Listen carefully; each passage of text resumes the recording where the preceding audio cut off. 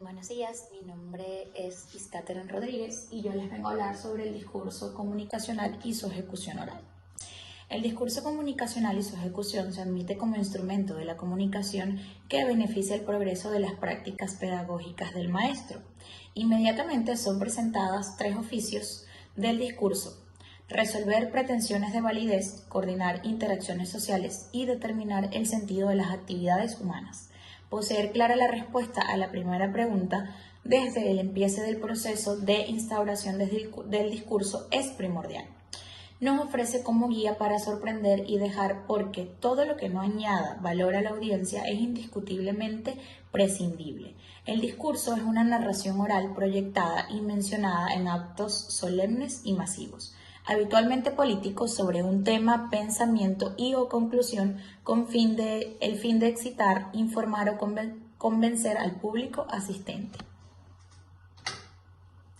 La comunicación oral debe constar de una emisión de información o mensaje por medio de un comunicador emisor y una reacción-respuesta al mensaje o información recibida por parte del comunicando. ¿Ok? La definición de los principios. Debemos indicar brevemente el motivo de nuestra exposición antes de comenzarla, lo que pretendemos conseguir con ella, las razones que nos lleva a intervenir, etc. La estructura. Tenemos que procurar en todo momento que el mensaje que tratamos de emitir esté bien ordenado por etapas y de una forma coherente. El énfasis. Trataremos de ensalzar aquellas palabras o frases que refuerzan nuestra exposición, aplicando estrategias como elevar un poco más el tono de voz o realizar pequeñas pausas. La repetición. Conviene ahondar y repetir todas aquellas palabras y frases que nos ayuden a captar la atención de nuestro interlocutor. La sencillez. Procuraremos exponer nuestras ideas de la forma más clara y sencilla y utilizar el vocabulario más accesible para nuestro interlocutor. La claridad. Evitar palabras, expresiones técnicas, etc. y emplear palabras cortas, frases, etc.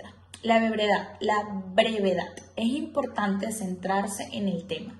La cortesía. Hay que saludar y presentarte antes de comenzar a hablar, mantener una actitud positiva durante la exposición. Y la cercanía. Se debe utilizar expresiones en primera persona y evitar el tratamiento interpersonal del receptor. El aparato fonador. Se conoce como aparato fonador o aparato vocal el conjunto de órganos del cuerpo humano y de otros animales superiores, que permiten la emisión de sonido articulado. Además, en el caso exclusivo del ser humano, permite la composición física del habla. El aparato fonador se compone de órganos y conductos pertenecientes a dos sistemas: el sistema respiratorio y el aparato digestivo. El sistema respiratorio utiliza los pulmones, los bronquios, la tráquea y la laringe, y el aparato digestivo se sirve de los dientes, labios, lengua, paladar y glotis. Además, utiliza órganos específicos de la fonación como las cuerdas vocales. ¿Ok? La función del aparato fonador. Su función elemental es la de producir sonidos que además pueden ser articulados y transformados en una cadena hablada, es decir, en palabras, gritos, alaridos, etc.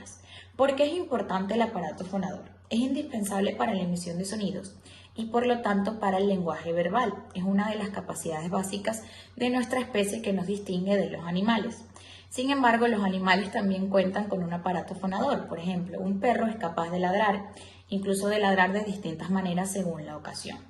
Lo que nos distingue de ellos es la capacidad de adquirir la lengua y entrenar nuestro propio cuerpo para reproducir una serie de sonidos determinados. La voz y su funcionamiento. Llamamos voz o voz humana al sonido rígido y voluntario que se produce cuando el aire contenido en los pulmones atraviesa las cuerdas vocales, ubicadas en la garganta, haciéndolas vibrar. Esto es lo que ocurre cuando hablamos, cantamos, reímos o gritamos.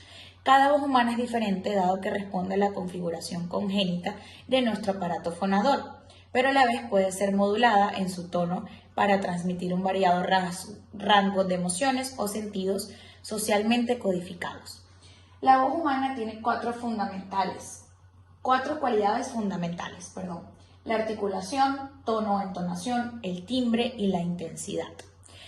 La articulación, los modos en la que la voz se modifica a través de los movimientos de los órganos del aparato fonador para conseguir sonidos determinados y así formar, por ejemplo, las palabras.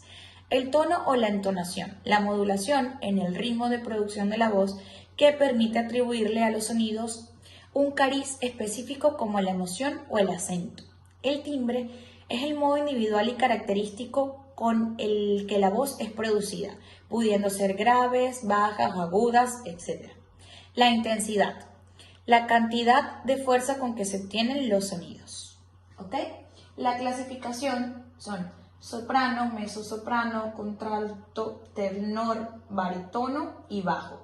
La importancia de la voz humana es el aparato fundamental de socialización del que disponemos, ya que nuestra especie es la única en el mundo capaz de comunicarse mediante un lenguaje verbal articulado. Las características de la lengua y el habla.